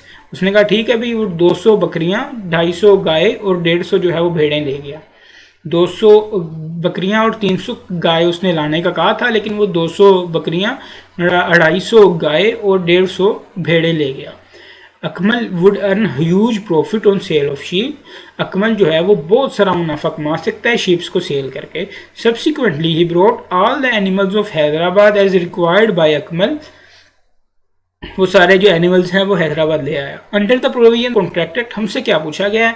3 number के लिए उसने कहा discuss whether the transaction entered into by Numan is binding on Akmal. क्या ये ट्रांजैक्शन अकमल पे binding है? तो authority क्या थी उसके पास? सबसे पहले हम देखें 200 गोट्स और 300 काउस की। 200 गोट्स की और 300 काउस की अथॉरिटी थी, तो उसने यही खरीदनी थी। 150 शीप्स जो उसने खरीदी हैं, चाहे कितनी मर्जी लो प्राइस पे खरीदी हैं, चाहे जो मर्जी हुआ है, कोई एमरजेंसी नहीं थी। वो किसी और से जाके 50 गाय खरीद सकता था, किसी और चरवाहे से खरीद सकता था। दुनिया में एक ही चरवाहा नहीं था, तो कोई एमरजेंसी का केस भी इसमें नज़र नहीं आ रहा। लेकिन उसके पास 150 शीप्स खरीदने की किसी भी तरह से किसी भी किस्म की कोई अथॉरिटी नहीं थी। तो अगर तो 150 शीप्स की कीमत जो है अलहदा से उसने पे की है, तो 150 शीप्स के हवाले से वो रिस्पॉन्सिबल जो है वो प्रिंसिपल नहीं है। 200 गोट्स और 250 गाय जो है वो एक्सेप्ट कर लेगा। लेकिन अगर जो कीमत है वो सेपरेटेबल नहीं है, उसने सारी चीज़ों की इकट्ठी कीमत लगाई है, नहीं पता शीप्स की कितनी कीमत है, गाय की कितनी कीमत है, गोट्स की कितनी कीमत है, तो ये पूरा का पूरा कॉन्ट्रैक्ट जो है ये इस पूरे कॉन्ट्रैक्ट के हवाले से अकमल जो है वो एक्सेप्ट नहीं करेगा, वो लायबल बिल्कुल भी नहीं होगा। क्यों? क्योंकि उसने जो अथॉरिटी दी थी वो थी 200 गोट्स और 300 काउस की, और ये बिल्कुल ही मुख्तलिफ चीज़ें उठा के ले आया है। और 200 गोट्स की कीमत भी बीच में सेपरेटेबल नहीं है, पता नहीं गोट्स की कीमत 200 गोट्स की कीमत कितनी है, वो पे करके आ गया। तो ये कॉन्ट्रैक्ट इस हवाले से पूरा का पूरा ही जो है वो लाइबल नहीं होगा अकमल, लेकिन अगर सेपरेटेबल है 150 शीप्स की कीमत तो 250 गाय और 200 गोट्स के हवाले से तो वो अकमल जो है वो लाइबल होगा, 150 शीप्स के हवाले से नहीं होगा। नेक्स्ट क्वेश्चन उसने क्या पूछा, what would be your conclusion in one above if Akmal sells the sheeps immediately.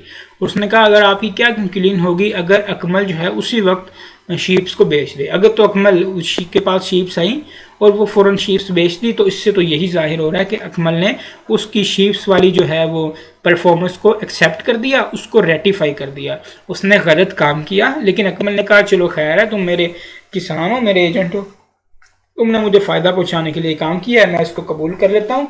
इसके भेड़ें बेचने के अमल से ये जाहिर हो रहा है, तब जो है ये कॉन्ट्रैक्ट, ये एग्रीमेंट जो है, ये जो उसने भेड़ें और गाय और बकरियां लेके आया है, इसका कॉन्ट्रैक्ट इस सूरत में अकमल पे बाइंडिंग कंसीडर किया जाएगा, लाइबल कंसीडर किया जाएगा अकमल। यही हम आंसर देख लेते हैं। क्या में आपका क्या दिया हुआ है। First answer, Numan and Akmal's agent has exceeded his authority by purchasing 150 sheeps. बिल्कुल, ये बात से कोई दो राय नहीं है, 150 शीप्स उसे नहीं खरीदनी चाहिए थी। Akmal shall not be bound for the purchase if the extent of the excess authority exercise by Numan is not separable. अगर ये अलहदा नहीं की जा सकती, सेपरेट नहीं की जा सकती 150 भेड़ों की प्राइस बाकी चीज़ों से, तो पूरा का पूरे कॉन्ट्रैक्ट के हवाले से अकमल लायबल नहीं है। However if the price of 150 sheeps can be separable determined then only the part which is within Numan's authority. तो सिर्फ जो नुमान की अथॉरिटी के अंदर उसने काम किया है, 200 गोट्स और 250 गाय वाला, वो अकमल पे बाइंडिंग होगा, 150 शीप्स वाला बाइंडिंग नहीं होगा। लेकिन दूसरे केस में अगर जो है वो अकमल ने शीप्स के पास अकमल के पास आई हैं, बजाय इसके कि वो बहस करता कि भाई तुम क्यों ले आए शीप्स जब आपके पास अथॉरिटी नहीं थी, उसने कहा बड़ी सस्ती शीप्स मिल गई हैं, इनको मैं फ़ौरन बेच के मुनाफा कमा लेता हूँ, उसने फ़ौरन उनको बेच दिया। तो जैसे ही बेचा तो ऐसा तस्वर किया जाएगा कि उसने अपने एजेंट की गलती की तसीह कर दी, उसने बिल्कुल सही उसको तस्वर करके उस कॉन्ट्रैक्ट को ऐसा कैसे एक्सेप्ट कर लिया। तो अब नुमान जो है वो कम्प्लीटली उसके हवाले से, कॉन्ट्रैक्ट के हवाले से लायबल था। तो ये हमारे क्वेश्चन थे, ये हमारा चैप्टर था। बहुत ही ये जो है वो समझने वाला चैप्टर है। इसकी जितनी अच्छी आपको समझ आएगी, अगले 3 चैप्टर्स हमारे इसी कंसेप्ट पे बेस करते हैं। पार्टनरशिप एक्ट 1932 हमने शुरू करना है। नेक्स्ट जो है वो चैप्टर से 3 चैप्टर उसके होंगे और वो सारे के सारे इसी कंसेप्ट्स पे बेस करते हैं।